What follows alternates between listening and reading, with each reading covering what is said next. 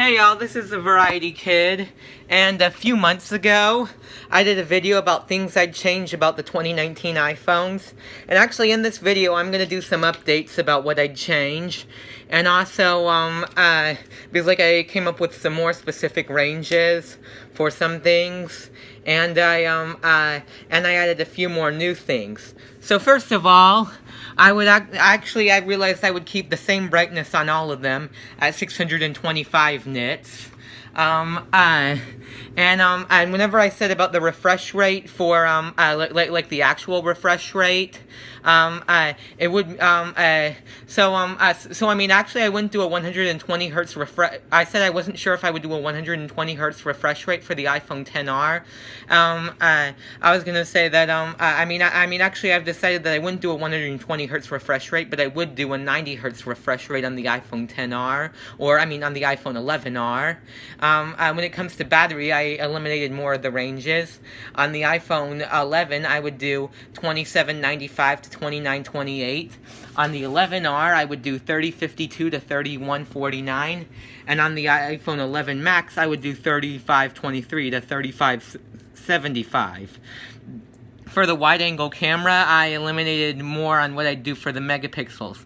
I would do somewhere between 10 and 12 megapixels, and I would give it an aperture of f1.9 or f2.0, and it would be 0.075x, and it would have autofocus, unlike the wide-angle lens of the LG G6, which actually, given that it's 2 years later now, LG might have autofocus on their wide-angle lens. Okay, so in the video, so I originally said I would either do an f-stop of either f1.8 or f2.0 for the front camera on the 10s or on the 11 and 11 Max, but actually I'm thinking about doing f2.0 for all on the front camera. Originally I said the faster fast charging might be as slow as 33 watts, but actually I'm thinking about making it somewhere between 35 and 39 watts. And actually, I'm thinking about doing more durable earbuds, so that way the earbuds won't break and not have distorted audio if you like jiggle them around. And finally, I would do a more precise battery icon when below 10% for all three iPhones and not just the 11 and 11 Max. Earlier I wasn't sure about the 11R and what I would do for it. So now we're gonna talk about some more things I would change about the 2019 iPhones. Now, I mean, this I would only do for the iPhone 11 and iPhone 11 Max, and with limited ability, reverse wireless charging. And so the limits would be so it would be at 2.5 watts, and it would only be able to charge a phone up to 20%, and actually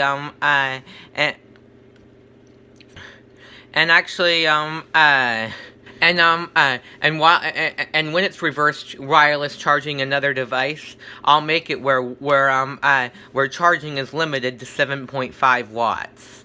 Okay, next is dual Bluetooth connectivity. So I heard a rumor about this and I decided I would add it. So, I'd at least do it for the iPhone 11 and 11 Max. I don't know if I would do it for the iPhone 11R.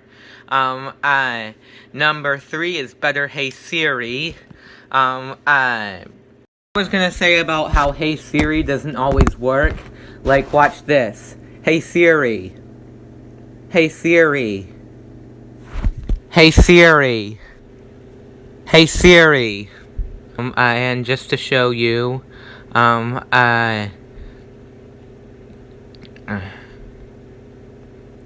just have, so as y'all saw there, Hey Siri doesn't always work.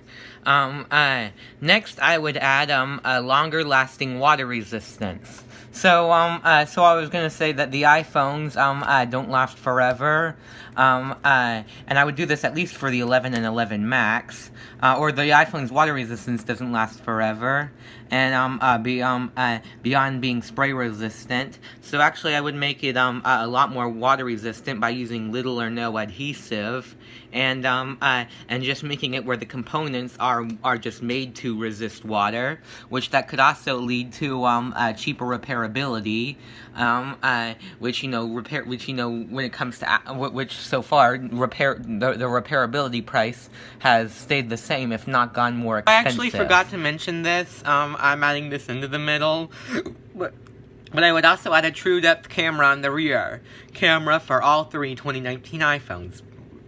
This would be good because if your phone is lying flat on its face and you receive a notification, you'll have the there will be an option for you to turn the flash off if you receive a notification, which can be good, like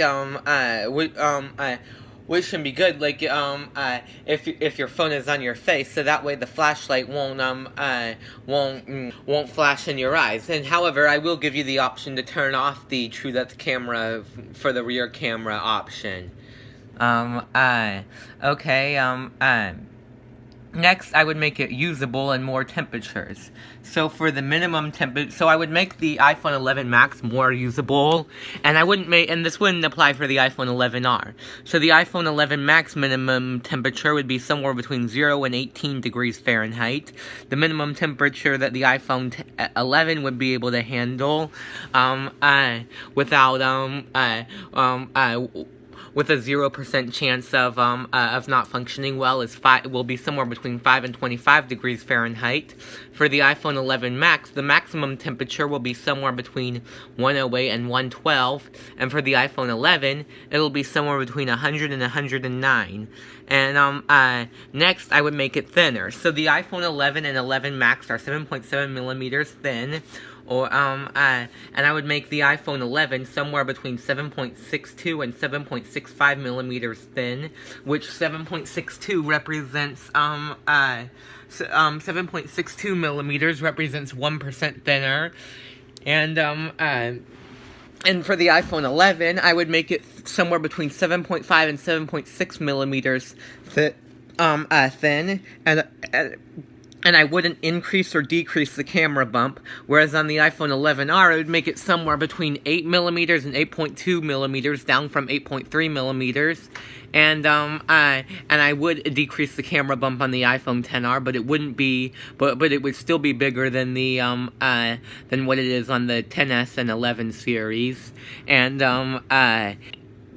and if I haven't said it yet, I would make the 11 Max's camera bump thicker, or I would make the iPhone 11 Max thicker because the gap, because the battery gap, is big, will be bigger on the 11 series, or that's how I'll make it. And finally, I would add OIS on the front camera to the iPhone 11 and 11 Max. Anyways, I hope you enjoyed this video. I should be uploading again later today.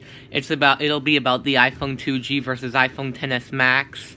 And, I hope you have a good day. Bye.